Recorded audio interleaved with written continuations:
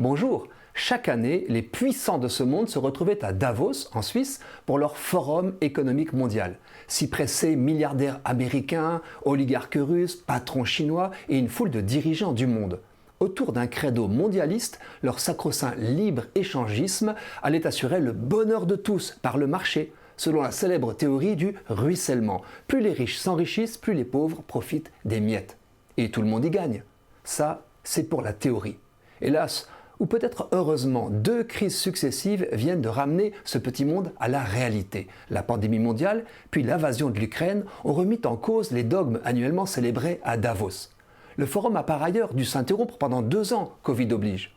On s'est à nouveau réunis en présentiel en mai, mais dans un Davos 2022 rabougri et désenchanté. Pas de Russes à cause de la guerre, leur pavillon a été donné aux Ukrainiens. Très peu de Chinois à cause d'une flambée de Covid à Shanghai.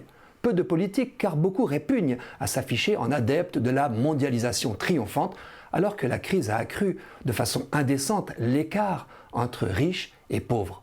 Les 2000 participants au forum, contre 3000 à l'édition précédente, sont eux-mêmes déboussolés. D'abord, l'avenir est très incertain. Or, chacun sait que les agents économiques détestent l'incertitude.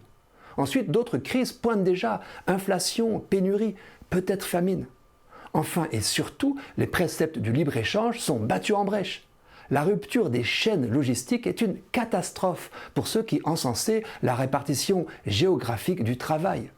Logiquement, chaque pays a défendu ses ressortissants pour sécuriser ses approvisionnements en masques, vaccins, gaz, céréales, etc.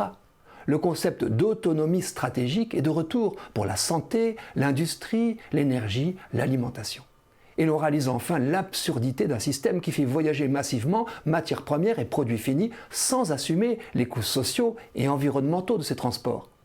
Certes, il ne s'agit pas de prôner l'autarcie nationale.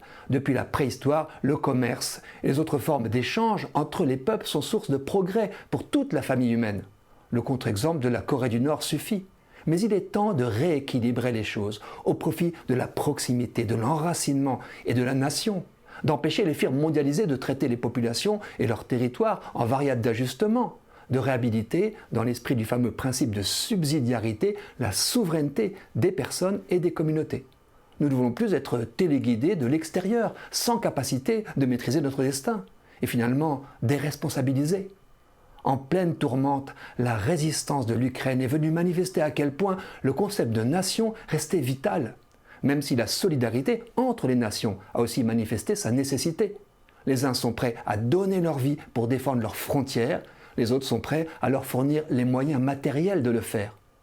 D'autres mobiles de l'action que l'intérêt individuel, survalorisé par l'ultralibéralisme, sont reconnus. Vu sous cet angle, le blues des grands enregistré à Davos est donc une bonne nouvelle.